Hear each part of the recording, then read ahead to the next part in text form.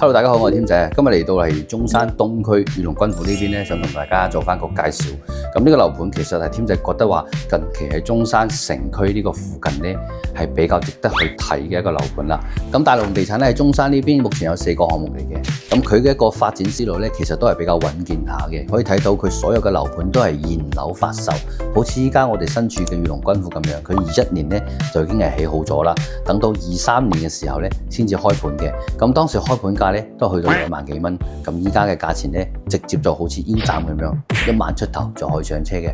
咁今期嘅話都會根據幾個維度啦，同大家嚟一齊分析下裕隆君府呢個樓盤值唔值得大家去入手嘅。首先第一個發展商嚟講嘅話咧，大龍地產嘅實力咧係比較之雄厚下嘅，因為佢係國有控股嘅，所以佢嘅資金鏈咧比較穩健，比較值得大家去信賴嘅。咁好似咁樣現樓發售，跟住資金鏈比較穩健嘅發展商嚟講嘅話咧，目前嚟講，我覺得對於買樓嘅朋友都係比較之難得去遇到嘅。依家市場上面賣得比較好嘅啲4代宅嘅話咧，全部都係屬於一個期樓。我哋嘅收樓時間咧都係普遍去到2年或者係1年半咁樣嘅，都係比較耐少少。仲有一個就係咧，佢個位置咧，相比較我哋所有嘅4代宅嚟講，其實我覺得都係比較之好嘅。咁裕隆君府呢個樓盤咧，就位於中山東區啊，喺我哋中山5路呢條主幹道呢個位置呢度，可以話係非常之靚噶啦。我哋下接咧就係去到我哋嘅 Coco City， 上接咧就係我哋嘅盛景上風商圈啦。咁呢個區位咧，佢就涵蓋咗中山嘅政治資源啦、教育資源啦、生態資源啦，包括啲商業配套資源啦、金融資源啊等等相關方面咧，都係喺我哋中山路呢一邊嘅。咁我哋嘅一啲民生嘅配套嚟講，都係好豐富下嘅。例如話，我哋落樓咧就有條我哋嘅美食街啦、炒雞啊、茶餐廳啊，同埋大排檔啊、早餐鋪頭啊，呢啲都係有嘅。包括咧，如果想買餸嘅話咧，去翻我哋對面嘅華潤超市都得嘅。包括咧，我哋馬路對面咧有個叫做富源嘅商場，咁嗰個地方嘅話咧，商場唔係好大，就係入邊嘅一個茶樓。謝晚記咧都係好多香港朋友經常過嚟飲茶嘅。咁仲有一個咧就係屋苑樓下咧，我哋有一個中山生態資源即市區生態資源一個名片，就係紫馬嶺公園啦。咁呢個紫馬嶺公園嘅話咧，非常之大下嘅。紫馬嶺公園咧，佢就位於中山嘅一個東區呢邊嘅中山路啦、博愛路啦，同埋喜灣道同埋長江路呢4條主幹道嘅一個交界框框入邊嘅。包括我哋裕隆君府都係呢個範圍之內，所以好似咁嘅一個生態公園俾到大家嘅話咧，我哋食完飯落樓去散步，或者早上起身去晨跑咁樣嘅，都係非常之 OK 嘅。入邊啲負離子含量嘅話咧，都係好頂肺嗰種噶。所以呢個地方如果有過嚟呢邊行過嘅朋友落樓就可以感受得到啦。日常嚟講，包括我哋隔離嗰個小區都有好多人入住喺呢個地方嘅，所以呢個生活嘅環境嚟講都係冇問題。跟住嚟講下呢個價格問題啦。咁目前依家在售嘅主力戶型咧係102方同埋119方以及143方。咁我依家身處咧就143方呢個4房單位呢度啦。可以睇到其實佢嘅間隔嚟講，我覺得都係中規中矩咯。因為如果對比翻依家新規嘅產品嚟講，佢確實係唔係好掂。但係我哋按照以前嘅一啲規格嚟講嘅話咧，其實都係 OK 冇問題嘅。仲有就係佢嘅間隔嚟講，佢所有嘅戶型咧都係無遮擋景觀可以俾到大家。因為成個裕隆君府呢個樓盤咧，可以睇到佢係屬於一個日字排開嘅分佈，所以基本上我哋每戶人家嘅露台咧都係有一個非常開闊嘅景觀俾到大家嘅。咁呢一個咧其實都係有好多密度比較高少少嘅樓盤佢做唔到嘅。咁成個裕隆君府嘅密度咧就係2.2。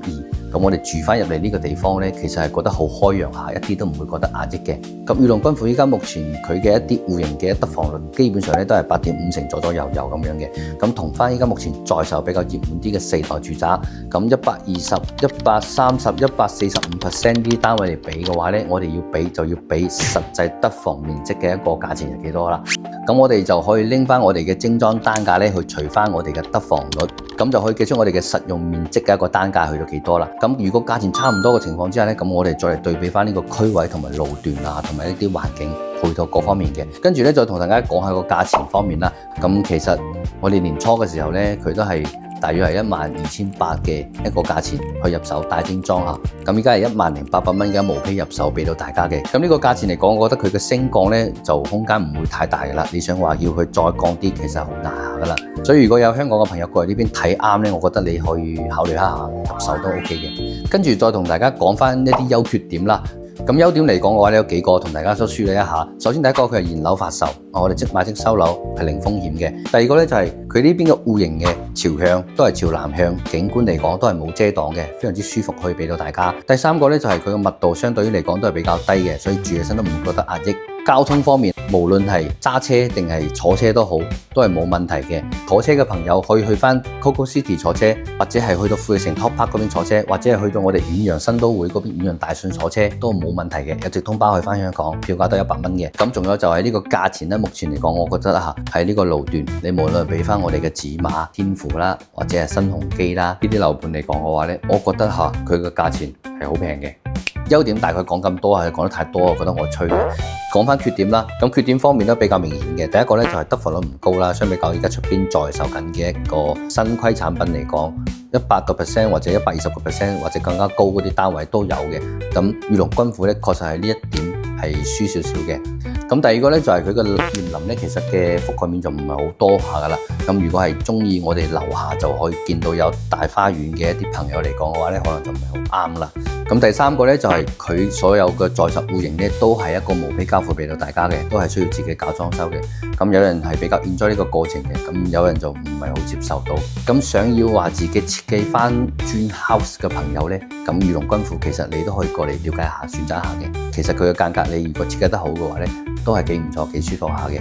咁優缺點咧，大概講咁多噶啦。咁仲有咩我未講出嚟嗰啲咧，可以喺評論區上邊打出嚟，我哋一齊探討都冇問題嘅。咁御龍軍府呢個樓盤咧，佢適合翻邊啲朋友啦？首先，我覺得佢其實係比較適合全齡段嘅朋友，無論你係年紀大啲啦，或者係啱退休嗰種咧，都係冇問題嘅。呢個地方要公園有公園，要配套有配套，我哋飲食嗰方面咧都係好齊全下嘅。咁第二 part 咧就係拎嚟度假嘅朋友咧，其實呢個地方都比較適合你去選擇嘅。首先第一個就係交通方面咧係比較之 OK 噶，我哋無論係坐車又好啦，或者係揸車又好啦，呢邊都係好方便下嘅。咁第二個咧就係翻到呢邊咧，你唔怕話冇嘢食，你唔似話買翻我哋比較偏遠啲嘅地方過去嗰邊，你又真係齋度假，你冇得食嘢嗰種嘅。